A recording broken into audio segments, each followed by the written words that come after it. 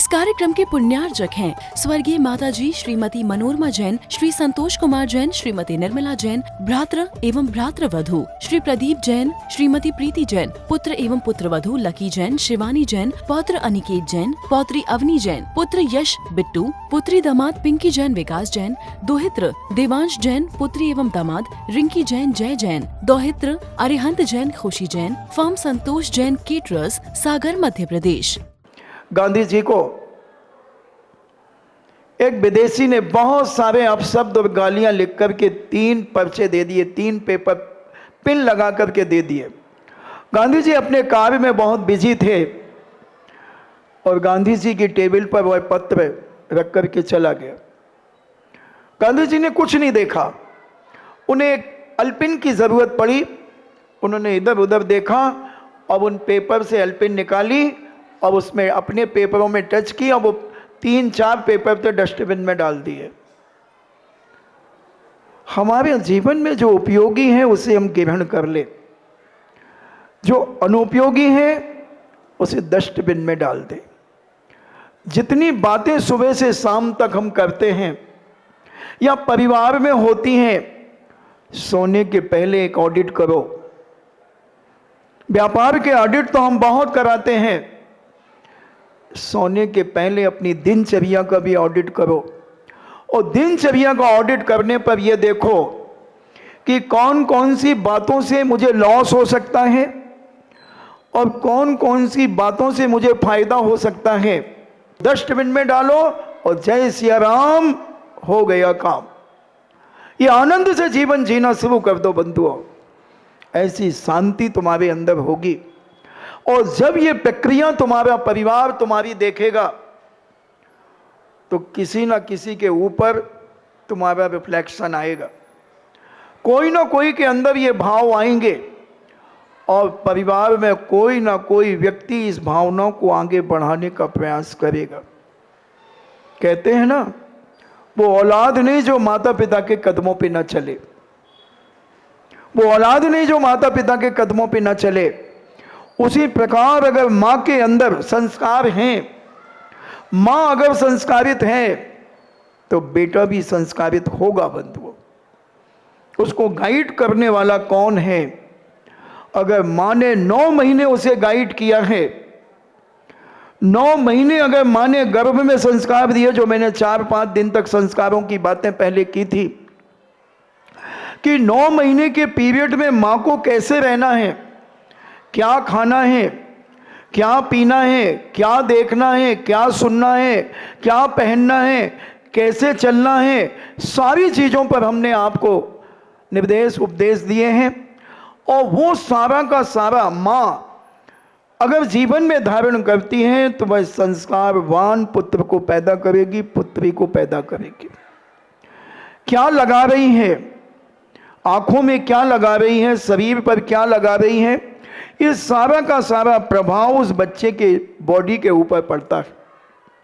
ये सारा का सारा ज्ञान पहले हमारी वो दादियाँ दिया करती थी, आज दादियों की उपेक्षा कर दी जाती है, दादियों का मजाक उड़ा दिया जाता है और हम डॉक्टर की सलाह पर अपनी संतानों को जन्म देते हैं। डॉक्टर की सलाह पर जन्म लेने वाला बच्चा दवाइयों से आकर्षित होगा, दवाइयों के बल पर जिएगा। और माता पिता बुजुर्गों की सलाह से जीने वाली बहू के गर्भ का बालक बंधुओं स्वस्थता का अनुभव करेगा।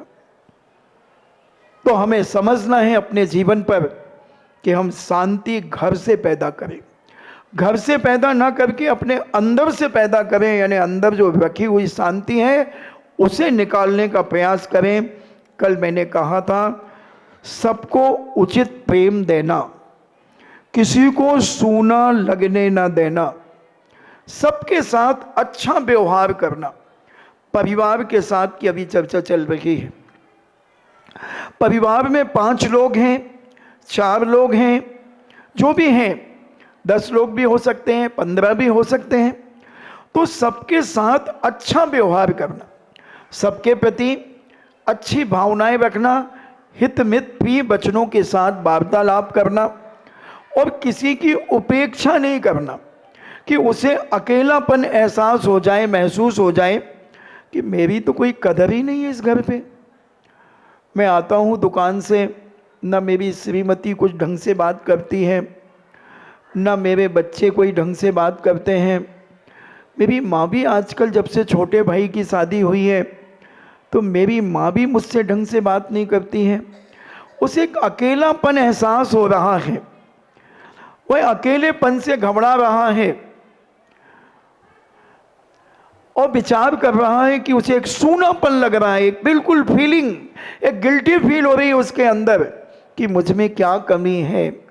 मेरे छोटे भाई की शादी के पहले मेरी माँ, मैं नहीं बोलता था तो मुझे चला कर के मुझसे बोलती थी, हंसी मजाक करती थी। और जब से छोटे भाई की शादी हुई है तो मेरी बहू से तो हर तरफ से बात करती हैं, मगर मुझसे उपेक्षित क्यों कर दिया। और मेरी पत्नी भी कुछ इस प्रकार की रूखा रूखा सा व्यवहार कर रही है।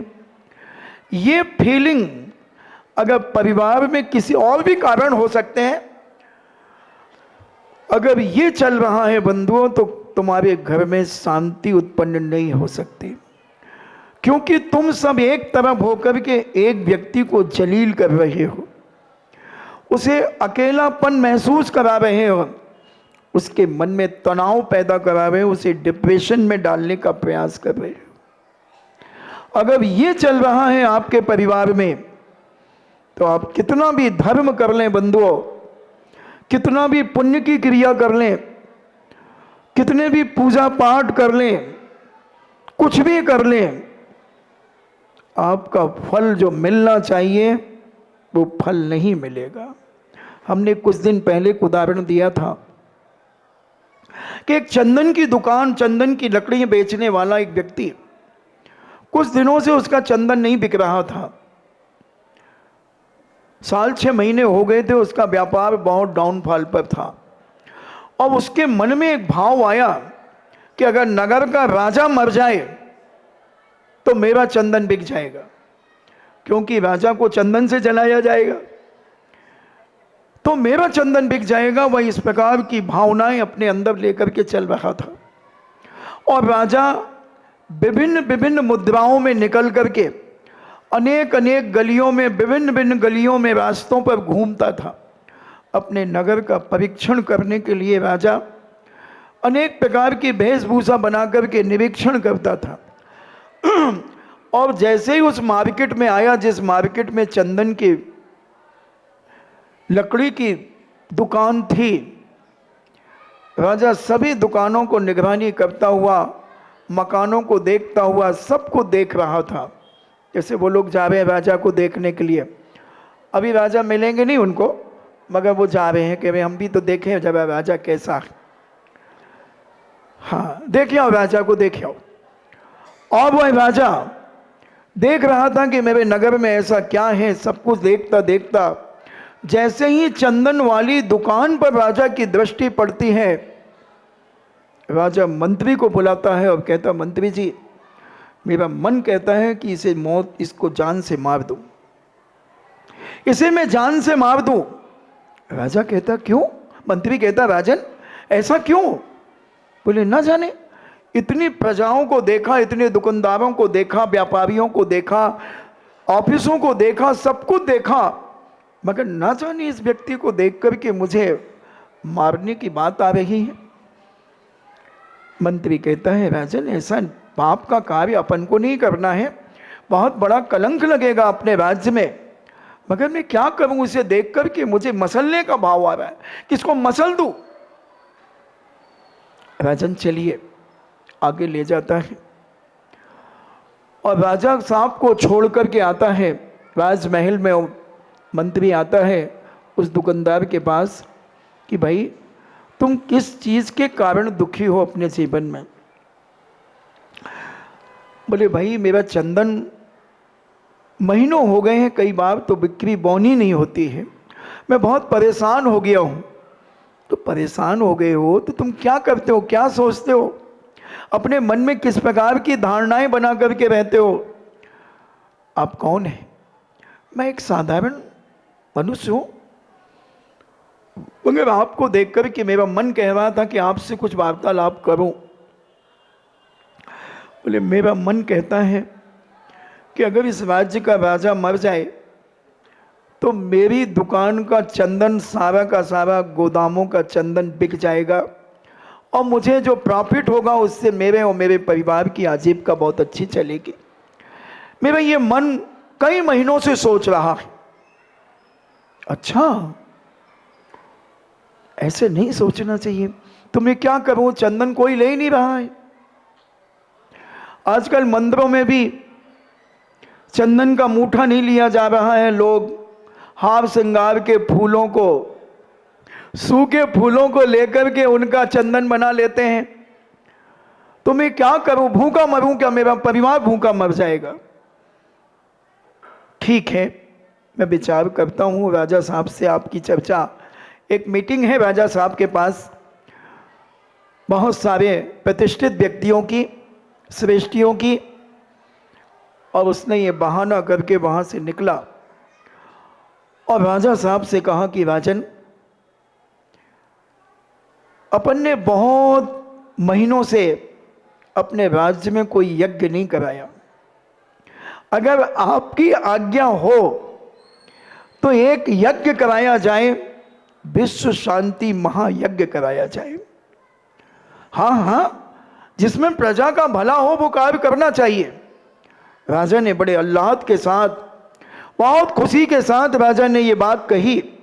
सारी मीटिंग में बात रखी सभासदों के सामने कि जिन कार्यों में जनता जनार्दन का कल्याण हो वह राज्य की तरफ से हर तरफ से छूट है। जिस नगर में एक सामूहिक अलग किया जाए, हर राज्य में, हर नगर में किया जाए। जहां जहां आवश्यकता हो वहां यज्ञ किया जाए और लक्ष्य हो विश्व शांति का, प्राणी मात्र के कल्याण का। और राजा ने जब ये मोहर लगा दी, मंत्री जी सारे जगह जहां जहां यज्ञ होने की संभावना उनकी लिस्ट लाई जाए, चंदन की लकड़ी पहुंचाई जाए, सारी आवश्यक चीजें पहुंचाई जाए। जो आज्ञा महाराज। और मंत्री जी सीधे उस दुकानदार के पास गए और कहा 108 विश्व शांति महायज्ञ एक एक जिले में होना है, एक एक पंचायत के अंतर्गत भी होना है, जिले में भी होना है। क्या तुम इतनी चंदन की लकड़ी दे सकते हो? हाँ साहब, हमारे पास 5 गोडाउन भरे पड़े हैं। ठीक है, आप भेजिए, आपके पास पर्ची आएगी, आप उतनी लकड़ी और समिधा की सामग्री जो भी यज्ञ हवन में लगती वो सब आप देते जाइए। ठीक है, और सारी पर्चियाँ राजमहल में भेजिए, आपका बिल चुकता हो जाएगा। यज्ञ होने के बाद जब उनका बिल पास हो गया, राजा फिर 15 दिन के बाद अपने भेष बदल करके नगर में भ्रमण करता है। उस चंदन की दुकान वाले के पास जाकर के कहता है, क्या एक लोटा पानी पिलाएंगे? अरे राजा साहब आइए, बैठिए। और शीतल जल मटके से निकाल कर वो छान करके एक लोटा जल राजा साहब को दे देता है। राजा साहब उस शीतल जल को पीते हैं और पीकर के बड़े तृप्त होते हैं और कहते हैं, भाई अगर ऐसा स्वच्छ पवित्र पानी इन राहगीरों को भी अगर मिले तो बड़ा अच्छा रहेगा। राजन, कल से यहाँ एक प्याऊ खुल जाएगी शीतल जल की। अब न राजा का परिणाम है उसे मारने का और न उस सेठ का परिणाम है उसे मारने का। भावना भावनाशनी होती है बंधुओं। तो हम अपने मन के अंदर किस प्रकार के परिणाम जागृत कर रहे हैं किसके प्रति? अगर घर में किसी के प्रति तुम्हें द्वेष आ रहा है तो निश्चित है कि वह तुम्हारे प्रति कोई ना कोई विकृति है। अभी एक बहन जी मेरे पास आई थी, कल या परसों शायद बाहर की थी, सागर की नहीं थी। बोले महाराज जी मैं बहुत परेशान हूँ, मेरी बॉडी में पूरा दर्द है। इतना उन्होंने कहा, मैंने एक नज़र उनके चेहरे पे डाली। मैंने कहा आप ईर्ष्या की ज्वालाओं में जलती हो तुम। उनकी एक छोटी बहन भी थी और लोग भी बैठे थे कमरे में, ये बच्चे भी शायद बैठे थे। तो मैंने कहा कि आप दूसरों से बहुत ईर्ष्याएं करती हैं, घृणाएं करती हैं। पहले तो उन्होंने नकारा, मैंने आपने गलत नंबर डायल कर लिया। इस कमरे में से तो जो मैं कहता जाऊं तो यूं करते जाना, और ये नहीं करोगे तो बुढ़ापे में तो फिर हिलना ही है ऐसे ऐसे, इसलिए अभी जो मैं कह रहा हूं वो स्वीकार कर लो।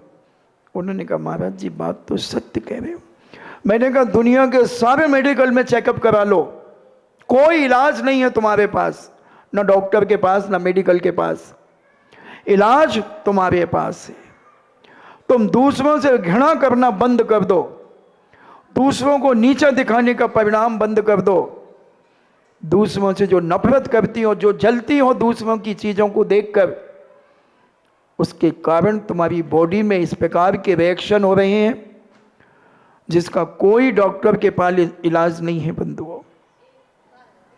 हो सकता है इस सभा में भी कोई ऐसा व्यक्ति हो जो दूसरों की बढ़ोतरी को देख करके जलता हो, दूसरों के प्रभाव को देख करके जलता हो।